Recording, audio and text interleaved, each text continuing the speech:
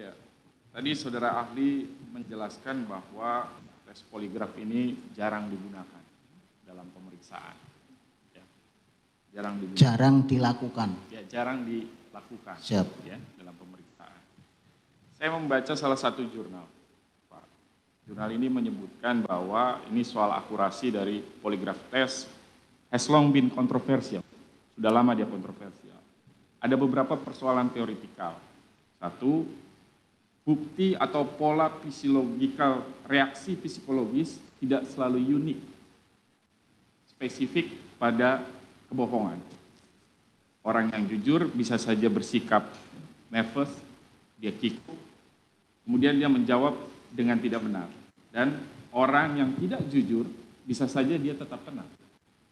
Mana penjelasan Anda soal jurnal ini? Apakah memang demikian? Ini dihubungkan tadi saudara saksi menyampaikan bahwa memang digunakan masih jarang untuk poligraf ini. Karena kalau poligraf ini reliable, tentu kita bisa selesaikan semua persoalan kejahatan ini hanya dengan tes poligraf. Bagaimana pendapat saudara ahli? Mohon izin Bapak. Berkaitan dengan kondisi psikologis seseorang yang dituangkan dalam bentuk grogi dan ini seperti yang saya sampaikan tadi di awal kepada Yang Mulia, pemeriksaan poligraf ini ada beberapa pertanyaan. Kalau untuk teknik yang kita lakukan adalah 11 pertanyaan. Nah, dari 11 pertanyaan ini, setiap pertanyaan itu ada spot-spot grafik yang dijelaskan. Kalau untuk orang grogi sendiri, itu bisa dipastikan setiap dia menjawab pertanyaan, dia akan grogi. Jadi akan muncul grafik-grafik yang menunjukkan dia grogi di setiap spot-spot pertanyaan tersebut. Seperti itu. Ya. Kalau untuk masing-masing yang diperiksa, siap, itu kan yang dimuat di sini satu pertanyaan. Apakah Anda lihat ibu berselingkuh misalnya? Itu kan hanya satu pertanyaan itu, siap, diulang 3 kali. Siap.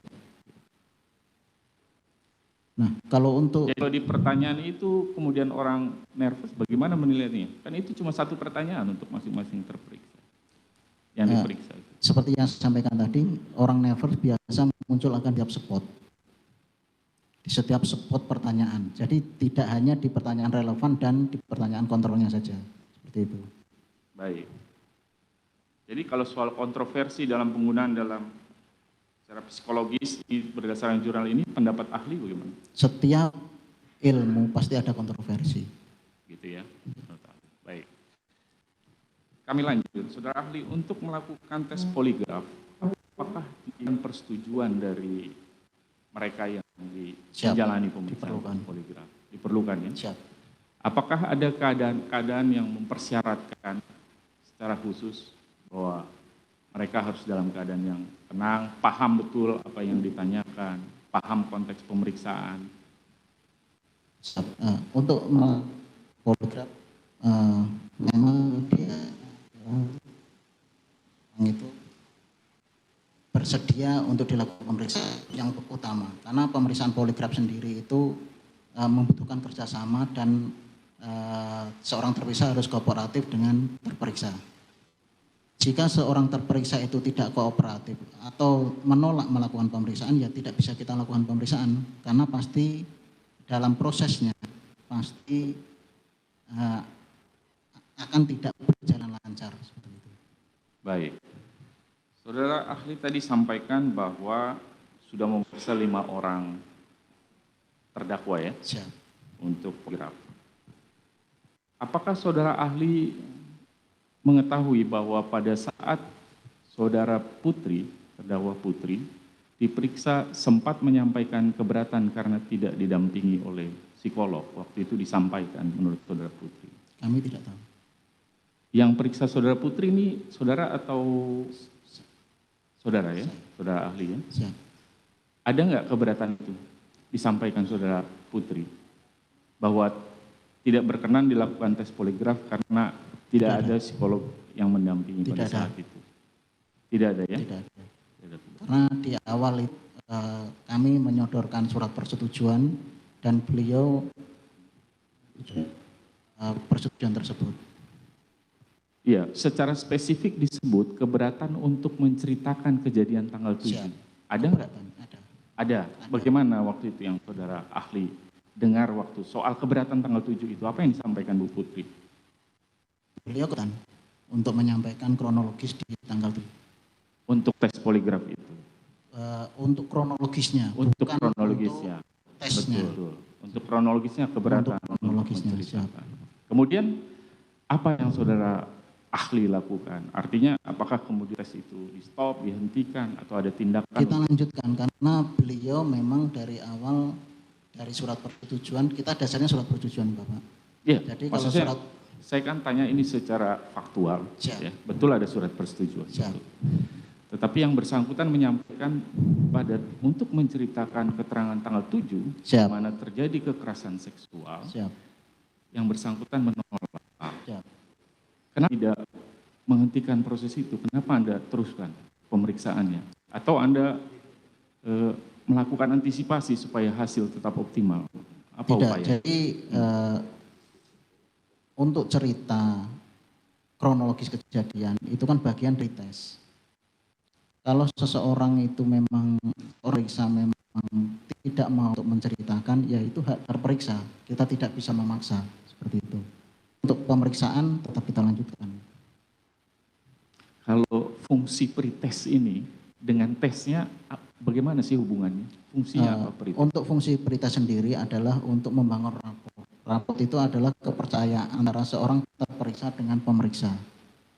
Nah, di situ kita jelasin bagaimana nanti kita proses pemeriksaan seperti apa, terus kita menjelaskan sensor-sensor apa yang kita akan pasang pada tubuh periksa, terus kita tanya riwayat sosial, riwayat kesehatannya seperti apa, terus kita tanyakan kronologis kejadian seperti apa.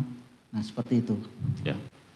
Untuk dilakukan tes poligraf itu tadi di awal sebenarnya sudah disinggung. Yang diperlukan harus ada kepercayaan. Siap. Terhadap tes itu baru bisa optimal dilakukan. Betul ya? Siap. Saudara ahli. Nah, ketika Bu PC menolak menyampaikan di pretest itu keterangan, dan tadi saudara ahli sampaikan berarti dia tidak punya kepercayaan kepada pemeriksa untuk menyampaikan keterangan soal tanggal 7 kejadian itu. Bagaimana hasilnya bisa divalidasi bahwa itu optimal? Padahal butuh kepercayaan dalam melakukan tes itu. Kami tidak tahu apakah beliau percaya sama kita atau tidak. Jadi untuk menentukan seseorang itu ya untuk dilakukan pemeriksaan ada namanya tes angka.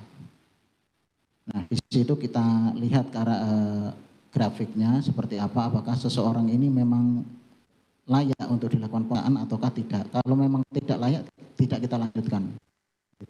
Jadi kalau informasi tadi soal penilaian tadi, penolakan cerita ke tanggal 7 itu diberi angka berapa? Gimana Pak? Kan tadi Anda bilang, saudara ahli bilang bahwa layak atau tidaknya kita tentukan dengan angka juga. Siap.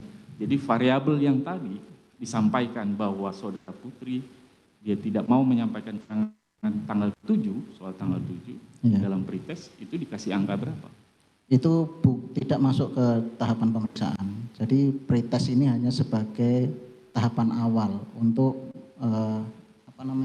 untuk memberikan pemahaman kepada seorang pemeriksa bagaimana nanti jalannya suatu pemeriksaan. Ya, maksudnya kan begini, ini kan yang mau ditanyakan kan, perselingkuhan itu ditanyakan untuk tanggal 7 atau tanggal yang lain ya? Yang saudara tanyakan untuk tes itu? Perselingkuhan di tanggal ini. 7 kan? Tanggal 7. Nah, itu maksud saya. Kalau peristiwa tanggal 7 yang pertanyaannya adalah perselingkuhan, tapi di dalam pretestnya yang bersangkutan tidak mau menjelaskan karena tidak percaya atau tidak mau memang memberikan informasi. Tadi dalam hubungannya bahwa tes graf butuh kepercayaan, itu indikasi bahwa yang bersangkutan tidak meyakini proses itu dan mungkin tidak mau. Ya. Buktinya tidak mau menyampaikan keterangan. Jadi mohon izin menyampaikan untuk pada saat proses pemeriksaan, seseorang bisa menolak dilakukan pemeriksaan di tengah jalan pun boleh melakukan penolakan. Jadi semisal dalam suatu pemeriksaan sudah saya tidak bersedia untuk dilakukan pemeriksaan, itu pasti akan kita cut, kita akan ini. Tapi untuk yang kemarin kebetulan Ibu Putri masih kooperatif, jadi kita lanjutkan pemeriksaan. Baik. Tapi yang tadi itu disampaikan di mana itu? Di soal dia boleh stop di tengah? Di SOP-nya kita pemeriksaan. Ya. SOP ya?